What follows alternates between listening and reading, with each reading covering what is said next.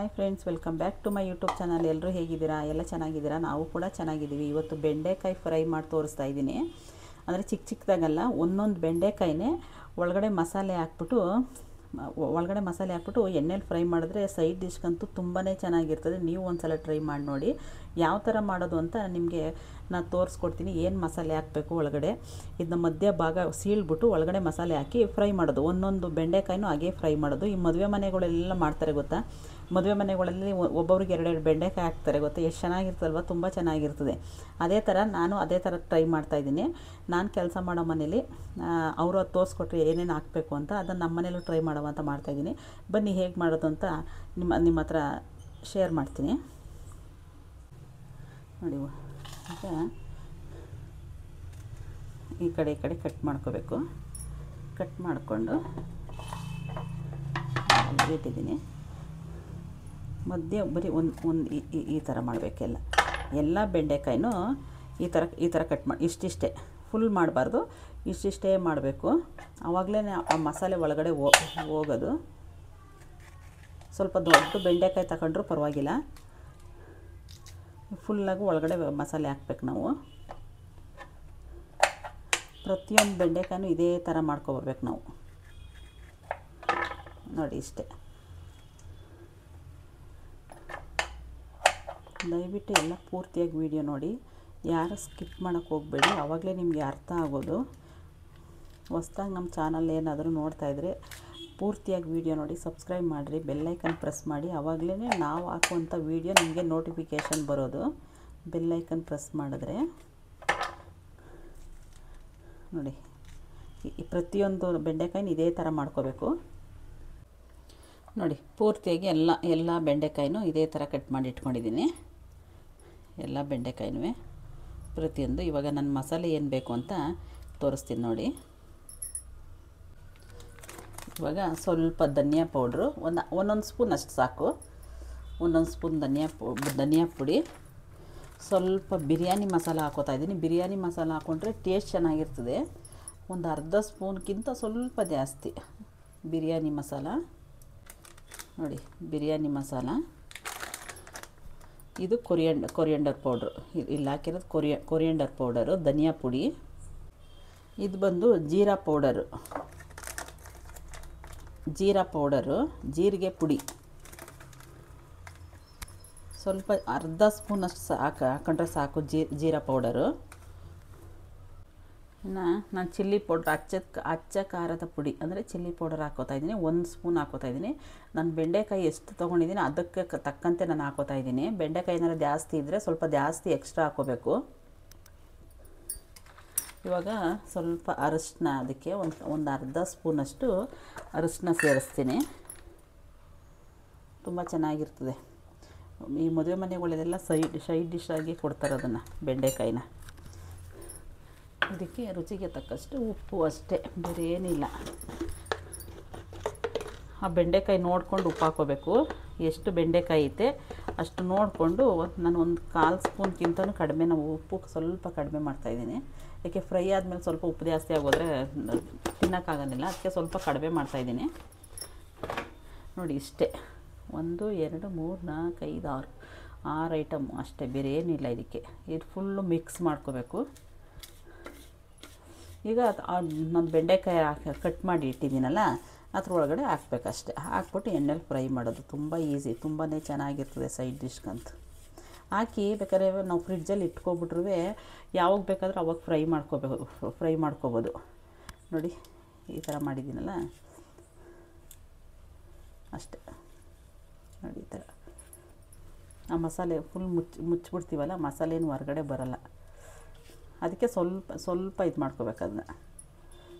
ಹೀಗೆ ಉಪ್ಪು ಖಾರ ಒಳಗಡೆ ಚೆನ್ನಾಗಿ ಹಿಡಿಯುತ್ತೆ. ಪ್ರತಿಯೊಂದು ಬೆಂಡೆಕಾಯಿಗೂ ನಾವು ಇದೇ ಥರ ಮಾಡ್ಕೋಬೇಕು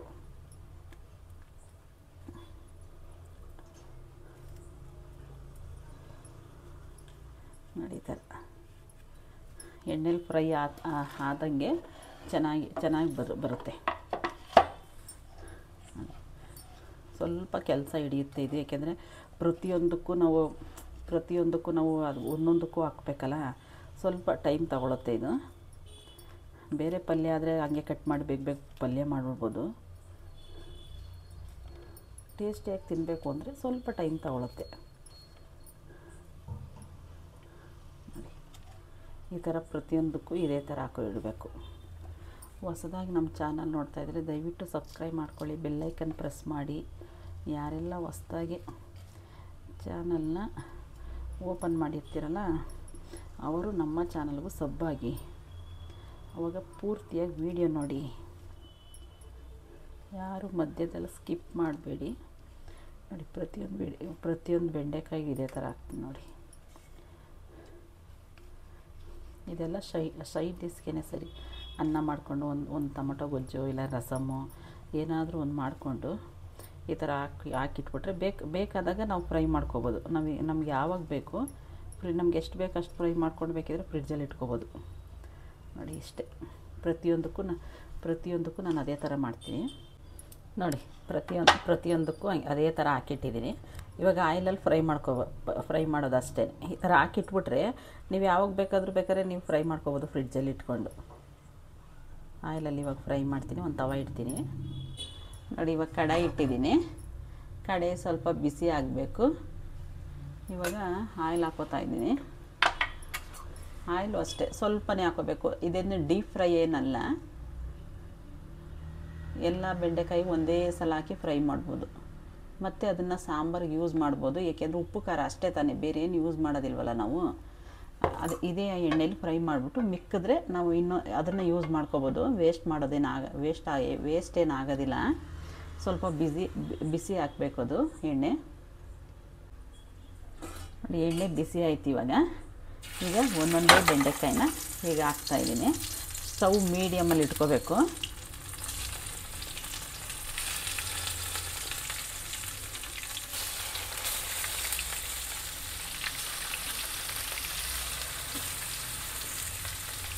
ಈ ಥರ ಫುಲ್ ಎಲ್ಲ ಜೋಡಿಸ್ಕೊಂಡು ಬರಬೇಕು. ಈ ಥರ ಒಂದೇ ಸಲ ಫ್ರೈ ಮಾಡಿ ಈ ಥರ ಎಲ್ಲ ಜೋಡಿಸ್ಕೊಂಡು ಬರಬೇಕು. ಒಂದೇ ಸರಿ ಹಾಕ್ಕೋಬೋದು ಎಲ್ಲ ಬೆಂಡೆಕಾಯಿನ, ಏನೂ ಆಗೋದಿಲ್ಲ.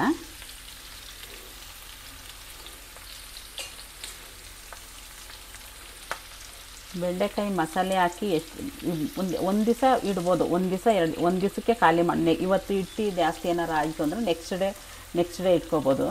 ಜಾಸ್ತಿ ದಿವಸ ಇಡೋಕ್ಕಾಗೋದಿಲ್ಲ, ಕೆಟ್ಟೋಗುತ್ತೆ. ಊಟ ಮಾಡ್ಬೇಕಾದ್ರೆ ಬಿಸಿಯಾಗಿ ಫ್ರೈ ಮಾಡ್ಕೋಬೋದು ಅಷ್ಟೇ. ನೋಡಿ, ಒಂದೇ ಸರಿಗೆ ಹಾಕಿದ್ದೀನಿ ಎಲ್ಲ. ಇಷ್ಟು ಮೀಡಿಯಮ್ ಫ್ಲೇಮ್ ಮೇಲೆ ಬೇಯಿಸ್ಬೇಕು ಇದನ್ನು. ಒಂದು ಸರಿ ಒಂದು 5-6 ನಿಮಿಷ ಈ ಥರ ಬಿಡಬೇಕು. ಬಿಟ್ಟ ತಕ್ಷಣ ಟರ್ನ್ ಮಾಡಬೇಕಷ್ಟೆ, ಇನ್ನೇನು ಇಲ್ಲ. ಒಂದು ಸೈಡ್ ಚೆನ್ನಾಗಿ ಬೇಯಬೇಕಷ್ಟೆ. ಟರ್ನ್ ಮಾಡೋದು ತೋರಿಸ್ತೀನಿ ಯಾವ ಥರ ಅಂತ ನೋಡಿ. ಈಗ ಒಂದು ಸೈಡೆಲ್ಲ ಬೆಂದೈತೆ. ಈಗ ಒಂದೊಂದೇ ಈ ಥರ ಟರ್ನ್ ಮಾಡ್ಕೊಬರ್ಬೇಕು. ಈಗ ನೋಡಿ, ಈ ಥರ ಅಷ್ಟೆ.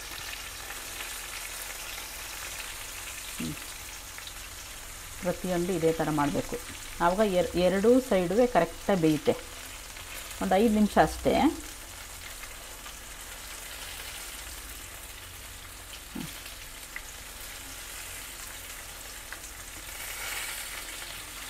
ಸ್ವಲ್ಪ ಟೈಮ್ ತಗೊಂಡು ಮಾಡಿದ್ರೆ ತುಂಬ ಚೆನ್ನಾಗಿರ್ತದೆ ಟೇಸ್ಟು.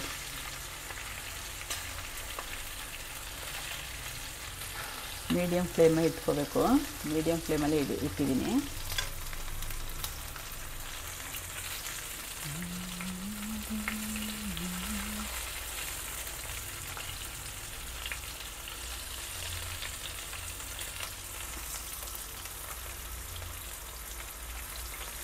ಇನ್ನೊಂದು ಸೈಡ್ ಬಂದರೆ ಆಗೋಯ್ತು, ರೆಡಿ ಆಯ್ತು ಅಷ್ಟೇ. ನೋಡಿ, ಈ ಕಲರ್ ಬಂದರೆ ಇನ್ನೂ ಚೆನ್ನಾಗಿರ್ತದೆ.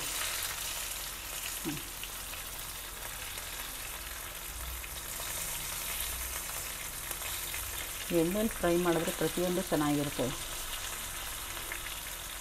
ಎಣ್ಣೆ ಜಾಸ್ತಿ ಯೂಸ್ ಮಾಡೋಕ್ಕೆ ಇಷ್ಟ ಇಲ್ಲ ಅಂದರು ಮಾಮೂಲಿ ಬೆಂಡೆಕಾಯಿ ಪಲ್ಯ ತಿನ್ನಬೇಕಾಗುತ್ತೆ ಅವರು. ಈ ಥರ ಏನಾರು ಎಣ್ಣೆ ಜಾಸ್ತಿ ಯೂಸ್ ಮಾಡೋದಿಲ್ಲ ನಾವು. ಅಂದರೆ ಸ್ವಲ್ಪ ಎಣ್ಣೆಲೇ ಫ್ರೈ ಆಗುತ್ತೆ, ಏನು ಜಾಸ್ತಿ ಏನು ಎಣ್ಣೆ ನೀವು ಹಿಡಿಯೋದಿಲ್ಲ ಇದು.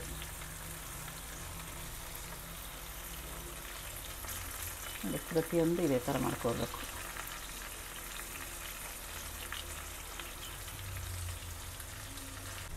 ನೋಡಿ ಎಲ್ಲ ತಿರುಗಿಸಿದ್ದೀನಿ ಇವಾಗ. ಇದು ಈ ಕಡೆ ಒಂದು 5 ನಿಮಿಷ ಬೆಂದರೆ ಫುಲ್ ಒಂದು ಸಲ ಮಿಕ್ಸ್ ಮಾಡಿಬಿಡೋದು ಅಷ್ಟೇ.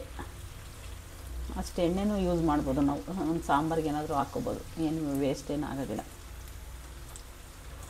ತುಂಬಾ ಚೆನ್ನಾಗಿರ್ತದೆ. ನೀವು ಒಂದು ಸಲ ಟ್ರೈ ಮಾಡಿ ನೋಡಿ, ಯಾವ ಥರ ಬಂತು ಅಂತ ಕಮೆಂಟ್ ಬಾಕ್ಸಲ್ಲಿ ಕಮೆಂಟ್ ಮಾಡಿ ತಿಳಿಸಿ. ದಯವಿಟ್ಟು ಪೂರ್ತಿಯಾಗಿ ವಿಡಿಯೋ ನೋಡಿ, ಯಾರು ಸ್ಕಿಪ್ ಮಾಡಬೇಡಿ. ಹೊಸದಾಗಿ ನಮ್ಮ ಚಾನಲ್ ನೋಡ್ತಾಯಿದ್ರೆ ದಯವಿಟ್ಟು ಸಬ್ಸ್ಕ್ರೈಬ್ ಮಾಡ್ಕೊಳ್ಳಿ. ಫಸ್ಟ್ ಬೆಲ್ ಐಕನ್ ಪ್ರೆಸ್ ಮಾಡಿ, ಆವಾಗಲೇ ನಾವು ಹಾಕುವಂಥ ವಿಡಿಯೋ ನಿಮಗೆ ತಲುಪೋದು. ನೋಡಿ 2 ಕಡೆ ಆಯ್ತು. ಇವಾಗ ಈಗ ಒಂದು ಸಲ ಈ ಥರ ಮಿಕ್ಸ್ ಮಾಡಿದ್ರೆ ಸಾಕು. ಇವಾಗ ಆವಾಗ ಈ ಸೈಡ್ ಇನ್ನೊಂದು ಸೈಡ್ ಇರ್ತದಲ್ಲ, ಅದು ಬೆಂದೋಗುತ್ತೆ ಅಷ್ಟೇ. ಒಂದೆರಡು ನಿಮಿಷ ಆದರೆ ರೆಡಿ ಆಗೋಗುತ್ತೆ. ಇದು ಸ್ವಲ್ಪ ಗ್ರೀನ್ ಕಲರ್ ಈ ಕಡೆ ಸೈಡಲ್ಲಿ ಗ್ರೀನ್ ಕಲರ್ ಇರ್ತಾರೆ, ಅದು ಫ್ರೈ ಆಗಬೇಕು. ನೋಡಿ ಎಷ್ಟು ಚೆನ್ನಾಗಿ ಬಂತು. ತಿನ್ನೋದು ಸೈಡ್ ಡಿಶ್ ಅಂತ ತುಂಬಾ ಚೆನ್ನಾಗಿರ್ತದೆ. ಈ ಮದುವೆ ಮನೆಗಳೆಲ್ಲ ಇವಾಗ ಕೊಡ್ತಾರೆ ಇದನ್ನ. 2 ಬೆಂಡೆಕಾಯಿ ಹಾಕ್ತಾರೆ ಪ್ರತಿಯೊಬ್ಬರಿಗೂ. ಮದುವೆ ಮನೆಗಳಲ್ಲೆಲ್ಲ ಸೈಡ್ ಡಿಶ್ ಮಾಡ್ತಾರೆ ಇದನ್ನು. ನೋಡಿ ರೆಡಿ ಆಯಿತು. ಇಷ್ಟು ಫ್ರೈ ಆದರೆ ಸಾಕು. ಆದಷ್ಟು ಎಳೆ ಬೆಂಡೆಕಾಯಿ ತೊಗೊಳ್ಳಿ. ಬಲ್ತಿರೋ ಬೆಂಡೆಕಾಯಿ ಇದ್ದರೆ ನಾರು ಸಿಗುತ್ತೆ ತಿನ್ನಬೇಕಾದ್ರೆ. ತುಂಬ ಚೆನ್ನಾಗಿರ್ತದೆ ಗೊತ್ತಾ, ತುಂಬ ಚೆನ್ನಾಗಿರ್ತದೆ. ನೋಡಿ ರೆಡಿ ಆಯಿತು.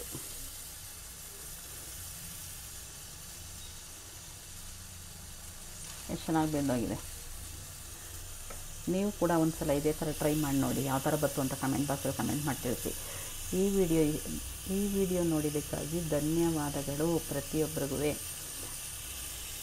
Hi friends, welcome back to my YouTube channel. ಎಲ್ಲರೂ ಹೇಗಿದ್ದೀರಾ? ಎಲ್ಲ ಚೆನ್ನಾಗಿದ್ದೀರಾ? ನಾವು ಕೂಡ ಚೆನ್ನಾಗಿದ್ದೀವಿ. ಇವತ್ತು ಒಂದು ಬೆಂಡೆಕಾಯಿ ಫ್ರೈ ಮಾಡಿ ತೋರಿಸ್ತೀನಿ. ಈ ಮದುವೆ ಮನೆಗಳಲ್ಲಿ ಫಂಕ್ಷನ್ಗಳಲ್ಲೆಲ್ಲ ಊಟಕ್ಕೆ ಹಾಕ್ತಾರೆ, ಊಟಕ್ಕೆ ಬಡಿಸ್ತಾರಲ್ಲ, ಅದೇ ಥರ ಟೇಸ್ಟಿಯಾಗಿ ಮನೇಲಿ ಯಾವ ಥರ ಮಾಡೋದು ಅಂತ ತೋರಿಸ್ಕೊಡ್ತೀನಿ. ಬನ್ನಿ ಯಾವ ಥರ ಮಾಡೋದು ಅಂತ ತೋರಿಸ್ತೀನಿ. ಇಷ್ಟೊತ್ತು ನನ್ನ ವಿಡಿಯೋ ನೋಡಿದ್ದಕ್ಕಾಗಿ ಧನ್ಯವಾದಗಳು. ಮುಂದಿನ ವಿಡಿಯೋದಲ್ಲಿ ಸಿಗ್ತೀನಿ. Thank you.